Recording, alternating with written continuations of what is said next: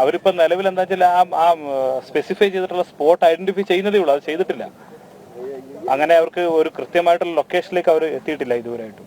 ആ ലൊക്കേഷനിലേക്ക് എത്തിയാൽ മാത്രമേ അവർക്ക് കൂടുതൽ കാര്യങ്ങൾ പറയാൻ കഴിയുള്ളൂ. ഇപ്പോൾ നേരത്തെ പറഞ്ഞതുപോലെ 2 ഡ്രോൺ ഇപ്പം അവിടെ ഉണ്ട്. 2 ഡ്രോണും വെച്ചിട്ടുള്ള പരിശോധനയാണ് ഇപ്പോൾ നടന്നുകൊണ്ടിരിക്കുന്നത്. മാപ്പിംഗ് നടക്കും. അത് കൃത്യമായി ഐഡന്റിഫൈ ചെയ്തതിനു ശേഷം മറ്റു കാര്യങ്ങളൊക്കെ പറയാൻ കഴിയും.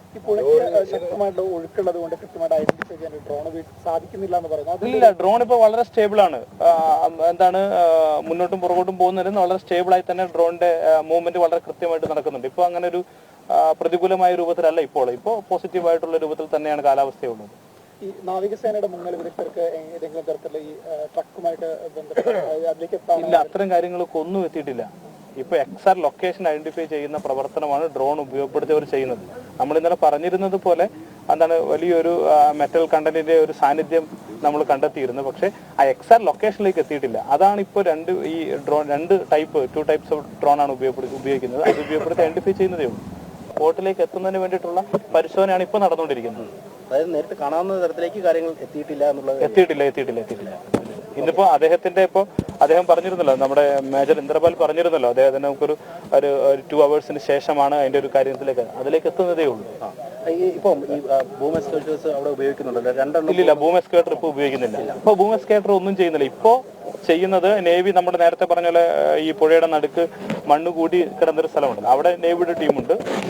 ഈ പറഞ്ഞ നമ്മുടെ ഈ XR ലൊക്കേഷനിൽ നിന്ന് ഇവർ ഈ ഡ്രോണിനെയാണ് കൺട്രോൾ ചെയ്യുന്നത്. ഡ്രോൺ എന്താണ് ഈ XR ലൊക്കേഷൻ ഐഡന്റിഫൈ ചെയ്യുന്നതിന് വേണ്ടിയിട്ടുള്ള മൂവ്മെന്റ്സ് ആണ് ഡ്രോൺ പൂർണ്ണമായും മേജർ ഇന്ദ്രപാലിനുള്ള ടീമിന് വിട്ടുകൊടുത്തിരിക്കുകയാണ്. അതെ. അത് പ്രത്യേകമായിട്ട് ഒരു ടീം തന്നെ, ആർമിയുടെ നേതൃത്വത്തിലുള്ള ടീം തന്നെയാണ് ഇപ്പോൾ പൂർണ്ണമായിട്ടും കൺട്രോൾ ചെയ്യുന്നത്. ഇപ്പോൾ പരിശോധന കൃത്യമായി സുഗമമായി അതേ രീതിയിൽ തന്നെ മുന്നോട്ട് പോവുകയാണ്. അതെ. 1 മണിക്കാണ് സ്റ്റാർട്ടിങ്? അല്ല, 1 മണിക്കല്ല, രാവിലെ തൊട്ട് തുടങ്ങിയിരുന്നു. ഞങ്ങൾ പറഞ്ഞിരുന്നല്ലോ, ഡ്രോൺ ഉപയോഗപ്പെടുത്തിയിട്ടുള്ള പരിശോധന കുറച്ച് നേരമായി തുടങ്ങിയിട്ട്. 1 മണിക്കല്ല, കുറച്ച് മുമ്പായി. രണ്ടും ചെയ്യുന്നുണ്ട്. അതിന്റെ അത്ര ഒരു ഡീറ്റെയിൽഡ് ആയിട്ടുള്ള കാര്യങ്ങൾ നമുക്കറിയില്ല. ആദ്യം ഒരു ഡ്രോൺ കുറെ നേരം അത് ഉപയോഗപ്പെടുത്തിയിരുന്നു.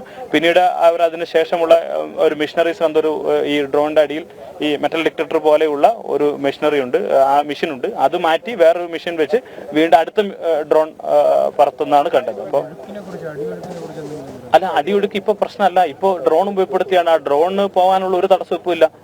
ഇപ്പൊ കാറ്റ് പ്രശ്നമില്ല, മഴയില്ല. അതുകൊണ്ട് അത്തരം കാര്യങ്ങൾ പ്രശ്നമില്ല. അപ്പൊ ഡ്രോൺ വളരെ സ്റ്റേബിൾ ആയിട്ടാണ്, വളരെ വെള്ളത്തോട് ചേർന്ന് തന്നെ ഡ്രോണ് പോകാൻ കഴിയുന്ന ഇപ്പൊ കാലാവസ്ഥ അനുകൂലമാണ്.